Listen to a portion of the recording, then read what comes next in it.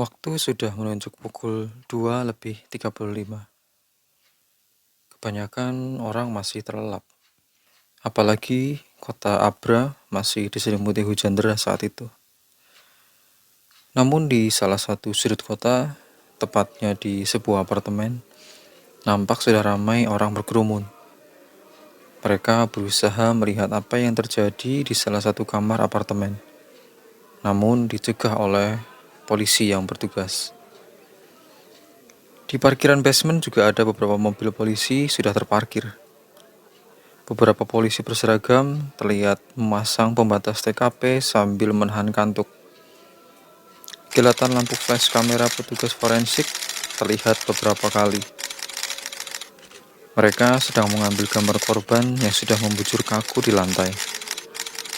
Korban itu mengeluarkan busa dari mulutnya. Usia korban sekitar 45 tahun. Laki-laki, masih menggunakan kemeja rapi dan berdasi. Di dekat korban, nampak dua orang berdiri sambil berbincang serius. Satu orang berusia 50-an, berkumis tebal dan nampak berwibawa, meski hanya dilihat dari caranya membuka topi bundarnya. Sementara orang yang di sebelahnya terlihat sibuk menulis apa saja hasil diskusi mereka berdua. "Jadi ini bunuh diri, Pak?" tanya si pencatat diskusi. "Aku belum yakin, Helmi. Tapi kalau dilihat dari pintu dan jendela yang semua terkunci dari dalam, kemudian tidak ada saksi dan tidak adanya makanan di kulkasnya, ia sepertinya memang sengaja ingin mengakhiri hidup." "Tulis itu," jawab pria berkumis itu. Tiba-tiba datang dua orang bawahan lain menghadap pria berkumis itu. "Kapten Jimmy?" "Ya, apa yang kalian temukan?" tanya pria berkumis alias Kapten Jimmy itu. "Kami menemukan ini, Kapten. Semacam surat wasiat." Bawahannya tadi menyerahkan selembar kertas yang diketik menggunakan mesin tik. Isinya cukup singkat dan sepertinya ditujukan untuk adik-adiknya. "Arya, Dana, maafkan Mas Bima atas segala kesalahan selama ini. Mas akan menyusul Bapak dan Ibu. Semoga kalian sehat selalu." "Salah kaprah," ucap Kapten Jimmy mengomentari surat itu. "Gimana, Kap?" tanya Sersan Helmi, sang pencatat. "Ya, banyak orang salah kaprah. Dikira bunuh diri bakal bisa menyusul orang-orang yang mendahului mereka. Padahal orang yang bunuh diri sudah jelas gak akan selamat di akhirat." Helmi menunduk, merasa tidak enak dengan korban yang ada di depannya. "Iya sih," sambung Helmi. "Kalian berdua terus cari hal-hal atau benda lain yang mencurigakan," instruksi Kapten Jimmy kepada dua bawahannya. "Tapi Kap, semua sudut sudah kami cek. Kami hanya menemukan surat itu," ujar salah satu dari kedua bawahannya tadi. "Ya sudah kalau begitu, tugas kalian setelah ini jaga tempat ini jangan sampai ada orang yang masuk. Mengerti?" "Siap." Mereka berdua pergi. Sementara Kapten Jimmy nampak sudah lega karena kasusnya sudah mulai ada titik terang. Sudah jelas Helmi, dengan adanya surat ini menguatkan dugaanku kalau ini memang bunuh diri. Penyebabnya karena korban terlilit hutang yang menumpuk. Gajinya sebagai editor di surat kabar tidak cukup untuk membayar hutang-hutangnya akibat hobinya main judi. Apalagi menurut informasi dari tetangga apartemen, hampir setiap hari korban selalu dicari-cari oleh debt collector. Akhirnya ia memutuskan mengakhiri hidupnya dengan meminum obat yang dicampur ke dalam air mineral itu. "Tapi Kapten," potong Sersan Helmi. "Gimana?" "Tadi saya dapat informasi dari rekan kita yang bertugas jaga di kantor. Kalau ada orang yang bernama Lisa yang datang dan berkeyakinan kalau korban itu dibunuh, bukan bunuh diri." "Siapa itu Lisa?" tanya Kapten Jimmy. "Rekan kerja korban, Kap. Atas dasar apa dia bilang seperti itu? Ya, dia katanya juga tidak tahu apa alasannya. Hanya saja dia bilang orang seperti Bima ini tidak mungkin sampai bunuh diri, terang Helmi. Walah, palingan dia pacarnya itu. Bisa jadi dia cuma gak ikhlas kalau si korban sudah meninggal secara mendadak. Udah, gak perlu dipikirkan. Lebih baik kita fokus ke kasus berikutnya. Tapi Cap, apalagi? Kapten Jimmy mulai kesal. Apa tidak sebaiknya kita coba hubungi detektif untuk membantu kita? Kapten Jimmy setengah tertawa mendengar usul Sersan Helmi. Buat apa? Buang-buang uang saja. Lagian kalaupun iya, mana ada detektif yang bisa membongkar kasus yang sudah jelas-jelas bunuh diri begini, hah? Ada. Sepertinya ada, jawab Helmi singkat. Siapa? Si Dewa? Atau itu, si Akmal? Mereka aja sering minta bantuanku. Bukan. Kapten pernah dengar nama detektif Alexander? Siapa itu? Tanya Kapten Jimmy. Tidak ada yang tahu siapa nama dia sebenarnya. Nama Alexander itu juga dari orang-orang yang sudah dibantu sama dia. Karena wajahnya mirip sama pemeran si Boy, Ongki Alexander. Cakep dong berarti orangnya. Saya belum tahu Cap, belum pernah ketemu langsung. Dan tidak ada fotonya juga. Tapi konon katanya, selama dia bertugas di Inggris dulu, dia selalu berhasil membongkar kasus, bahkan yang sulit sekalipun. Oh, jadi dia pindah dari Inggris. Kerja di kesatuan mana dia sekarang? Dia tidak kerja di mana-mana, Cap. Dia bekerja cuma kalau ada orang yang minta. Kapten Jimmy merenung sejenak. Namun rasa kantuknya sudah mengajaknya untuk pulang. Aku ngantuk, kita bahas ini besok aja di kantor. Tapi kan besok kita udah ada agenda kasus lain, Cap. Yang itu pencurian di pelabuhan, kata Sersan Helmi mengingatkan. Oh bener juga. Ya sudah, kalau begitu kita tutup saja kasus ini. Gak perlulah manggil-manggil si Alex, siapa itu tadi. Buang-buang uang, jawab Kapten Jimmy malas. Mereka berdua pergi meninggalkan TKP. Namun, Sersan Helmi yang masih penasaran dengan kasus itu sengaja pulang sendiri menggunakan taksi dan berniat mengunjungi detektif Alexander. Jam sudah menunjuk pukul 3 lewat 5 menit. Helmi sudah sampai di sebuah rusun sederhana. Kebanyakan penghuninya orang-orang ekonomi menengah ke bawah.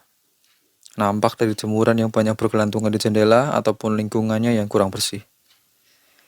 Helmi membaca sekali lagi sopekan kertas berisi alamat rumah Alexander yang ia dapat dari rekan polisinya yang bertugas sebagai intel.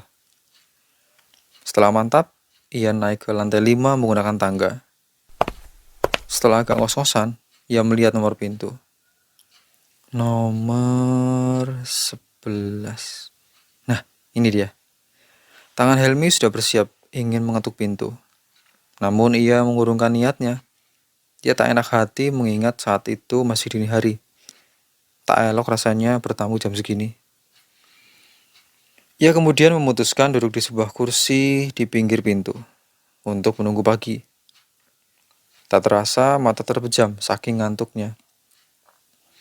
Begitu sadar kalau ia tertidur, ia kaget karena sinar matahari sudah menyilaukan matanya. Helmi melihat arloji di tangannya. Astaga, 6:30. Silakan masuk.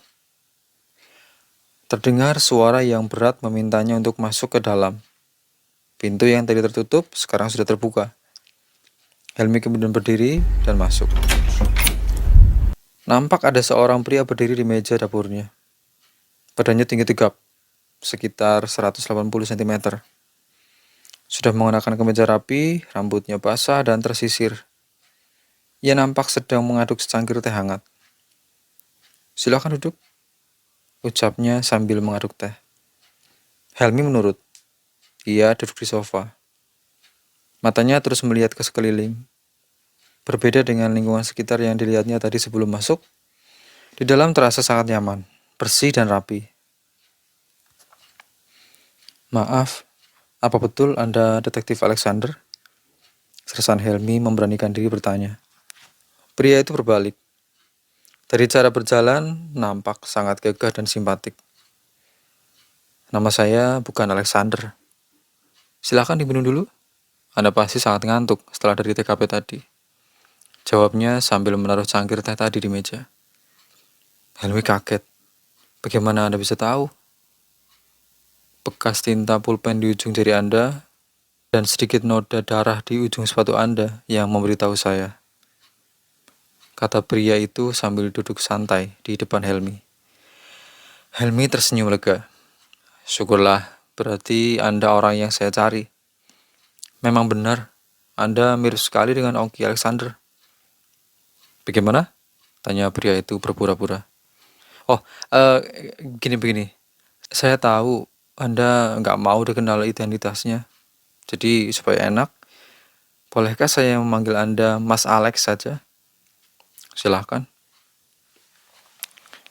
Jadi begini, tadi kami sedang menangani kasus di sebuah apartemen.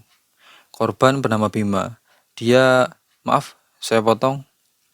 Jadi Anda berniat menyewa saya untuk kasus itu. Lebih tepatnya, minta pendapat atau arahan. Karena kapten saya sangat yakin ini kasus bunuh diri biasa.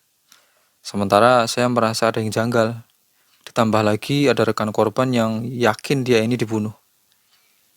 Kasus itu sudah selesai, jawab Alex. Jadi, Anda juga setuju kalau itu bunuh diri? Kata Helmi dengan wajah kecewa. Bukan. Bukan bunuh diri. Nah, jadi benar pembunuhan kan? Siapa yang bunuh? Tunggu. Biar saya tebak. Adanya kan? Si Arya? Atau yang satunya lagi ya? Betul kan? Alex hanya tersenyum. Berhubung Anda adalah salah satu petugas, jadi akan saya jelaskan. Helmi kemudian nampak mempersiapkan telinganya mendengarkan penjelasan detektif itu untuk pertama kalinya. Sekaligus membuktikan kisah yang diceritakan orang-orang tentang kualitas detektif Alexander ini. Pembunuhnya preman biasa, sering dipanggil Bawor sama orang-orang. Jadi si Bawor dan komplotannya merampas tas kerja korban saat korban turun dari taksi. Korban ditutup matanya. Kemudian Bawor menukar air mineral yang ada di dalam tas korban dengan air mineral yang sudah diisi racun oleh si Bawor. Lantas tas korban dikembalikan lagi beserta isinya. Dari mana si Bawor ini tahu di dalam tas kerja korban ada air mineral? Dan dari mana juga dia tahu bahwa korban bakal meminum air mineral itu sesampainya di apartemennya? Tanya Helmi dengan semangat. Lisa. Dia adalah rekan kerja korban yang kebetulan adalah mantan pacarnya. Lisa ini hafal betul kalau tiap hari korban pasti selalu membawa air mineral ke dalam tasnya. Dan selalu setelah sampai di apartemen, hal pertama yang dilakukan adalah menghabiskan air mineralnya. Tunggu, berarti kalau begitu Lisa dong pelakunya. Dia kerjasama sama Bawor. Bukan. Bawor tahu kalau si Lisa ini adalah mantan kekasih korban. Kemudian dia memaksa Lisa bercerita tentang kebiasaan-kebiasaan korban. Tapi Mas Alex, ada surat wasiat yang diketik dan temukan tim kami di TKP. Gimana tuh? Iya, saya sudah baca surat itu tadi saat di TKP. Tidak mungkin seorang editor surat kabar salah ketik sefatal itu. Itu pasti diketik oleh orang yang bahkan mungkin jarang memegang mesin ketik. Salah ketik? Emang iya? Coba nanti Anda periksa lagi isi suratnya. Ada salah ketik di kata maafkan kalau Anda teliti. Terang Alex. Helmi manggut-manggut. Jadi siapa orang yang menyuruh Bawor? Mas Alex terdiam sejenak. Ia menyalakan api di rokok yang sudah ia masukkan ke dalam mulutnya. Namanya Gunawan.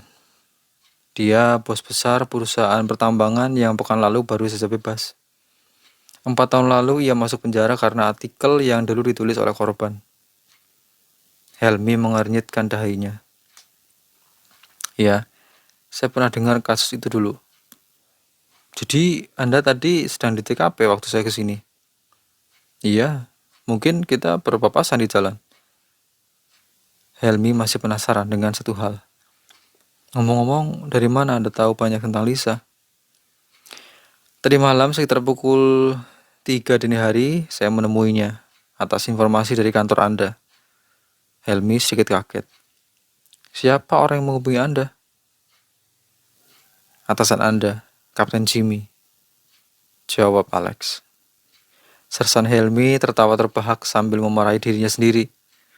Menyadari betapa bodohnya dia tertipu oleh sikap atasannya. Namun, Sersan Helmi benar-benar dibuat kagum dengan pria yang berada di hadapannya. Seorang detektif swasta yang cool, tidak banyak bicara, sedikit misterius, dan kemampuannya yang memang sesuai dengan popularitasnya.